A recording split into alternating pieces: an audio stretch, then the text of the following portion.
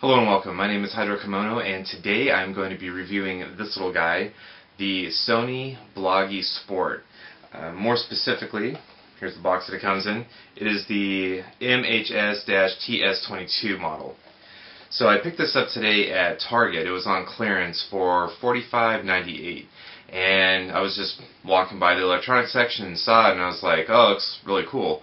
I recently purchased the Kodak mini video camera and was overall pretty disappointed with it. Again, I got a really good deal on that one as well. That was also on clearance, but overall, didn't really think it was that great. Basically, I've been looking for something to replace my Flip. Flip is a really good product, but for me, I just think it's a little chunky, a little bulky, and for any of the models that are better, it's a little more than I actually want to pay. So when I saw this guy for $45, I thought, I'm going to give that a try. I think Sony's a really good brand, and for the price, I figure you can't really beat it. Didn't really show a lot of specs on the little cards they have at Target, so wasn't really sure exactly what all it could do until I got the box and all that, and realized that it is actually in HD, which was one of my concerns. Like, if I'm going to spend any kind of money on something, I want it to be HD. I don't want just a standard definition device, because I already have two of those, and if I'm going to get something, I definitely want it to be HD. So the first impressions of this is I think it looks really nice, it looks really sleek. Here's a side view right there, and back view right here. So screen is nice and big, just got one button here to record, and the rest of it's touch screen. So it feels really nice. It's got a nice weight to it. It's a lot of people might think it's a little on the heavy side. It's about the size of an iPhone, I would say, and an iPhone with no case, rather. And it feels really durable. It feels like I could drop it a few times and it's not gonna break on me. So it took a while to charge, though. The one that I got was actually the floor model they had, because they were completely out. So by the time I got home, I had to charge it, and it's even right now, it's only maybe at a half charge, so it probably needs another 45 minutes to charge. I would put it maybe around an hour and a half, 2 hours from totally dead to fully charged. So that's kind of a long time, but it's no longer than a phone or most other electronic devices, cameras and things like that. So it's kind of right on par with that, I would say. I was able to play around with it a little bit today, and actually I posted a video a little while ago just as a underwater test, which is one of the features of this camera. One of the cool things is it's waterproof up to 16 feet, so it's not too bad. It's not something you're going to go snorkeling with or something like that, but if you're just kind of swimming on the surface and you want to get stuff down below, it works really good for that. Ironically, I actually found that the video quality that I got from being underwater was actually a little bit better than just normal, which I thought was really interesting. I really thought it was going to be the other way around, but it has a underwater mode, so I'm not exactly sure what that does, but when I looked back at the video, I thought that the underwater was actually really clear, and when I was just filming myself talking about it in daylight, it still looked good, but it didn't look as good as it did underwater. So I thought that was really interesting. Other really cool things about this, and one of the main things that got me right away, is it has an autofocus, which a lot of the other devices don't have. They won't autofocus on you. Even the camera that I'm using to film this right now doesn't have an autofocus in video mode. I have to set it ahead of time and then just basically not move a whole lot, otherwise I'm going to get blurry. Whereas this camera will actually do that, which for me was kind of a big thing. Obviously the HD quality of it was a big thing too. It records in MP4 format, so it's something that you could put right on your iPod or iPhone, which is a good format. Unfortunately, the video editing software that I have doesn't allow me to edit those videos. So basically, all I can do with this is shoot a video and then go ahead and post it. This totally works for me, because I don't use these things a ton, but it's something that I can keep in my car, and when I need to use it, I can. One of the major drawbacks, though, is, like, as compared to using my iPhone, say, to record video or record the same thing, is that from my iPhone, I can use the 3G to upload to YouTube or Facebook or any of those, or even text it to somebody right away.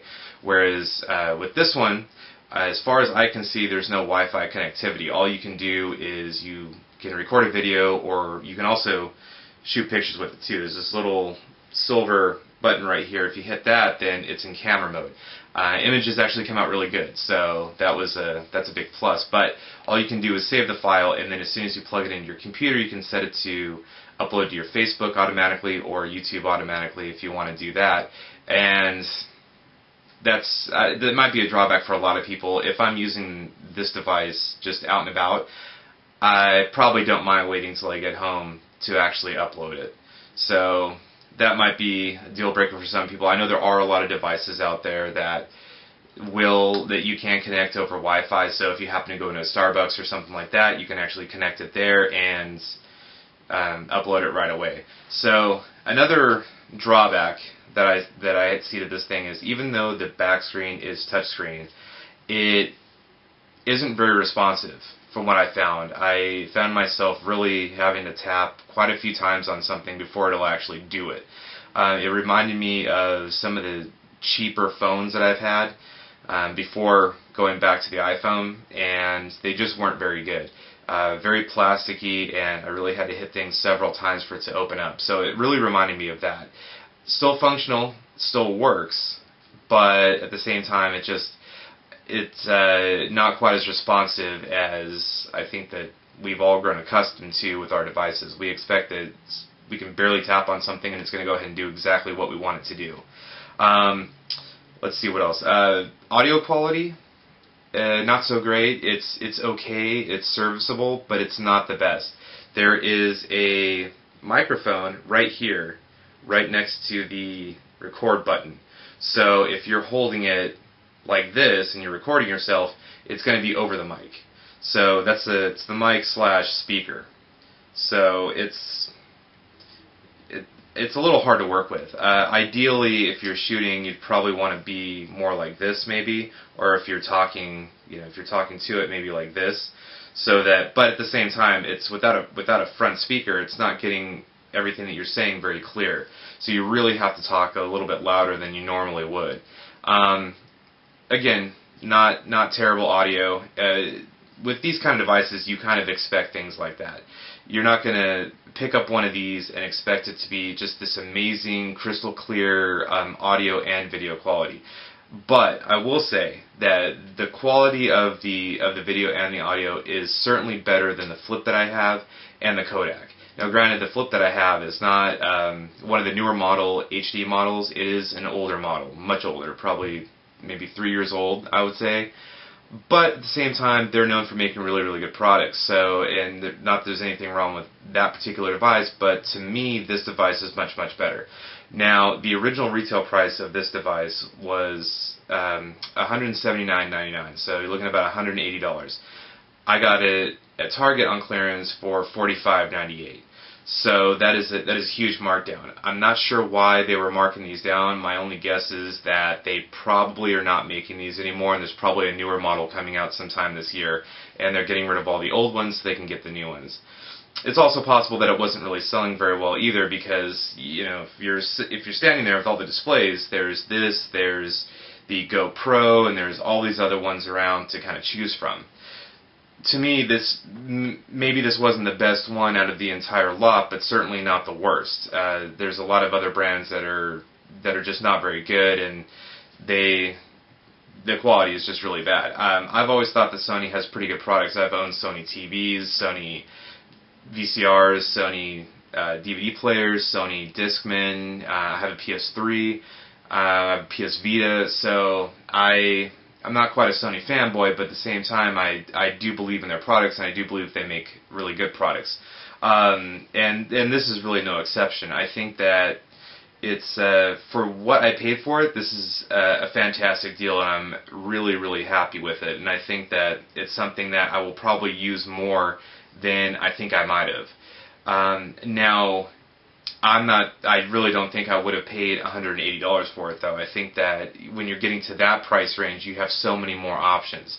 At that point, you might even be better with a Canon point-and-shoot camera or something like that, where you can still take, it's probably something like 16 megapixel pictures, and you also have the video quality there too, and I would think with those cameras you actually probably have more settings as well when you're getting up to that price. So I'm not sure that really any of these devices is worth that much, especially considering the fact that we have video capabilities on all of our phones.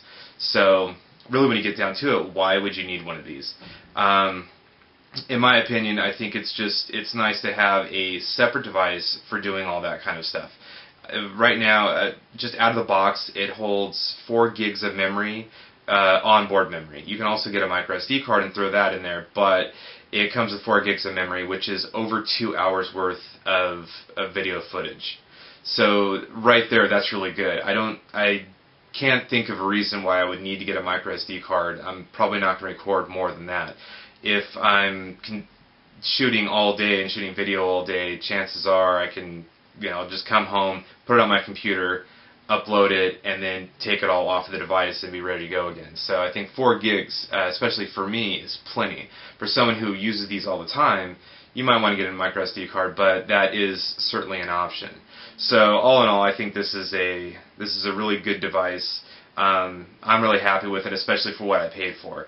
It would have been really easy coming out of that situation, paying the $40, $45 and thinking, well, I just blew $40 on something that was terrible.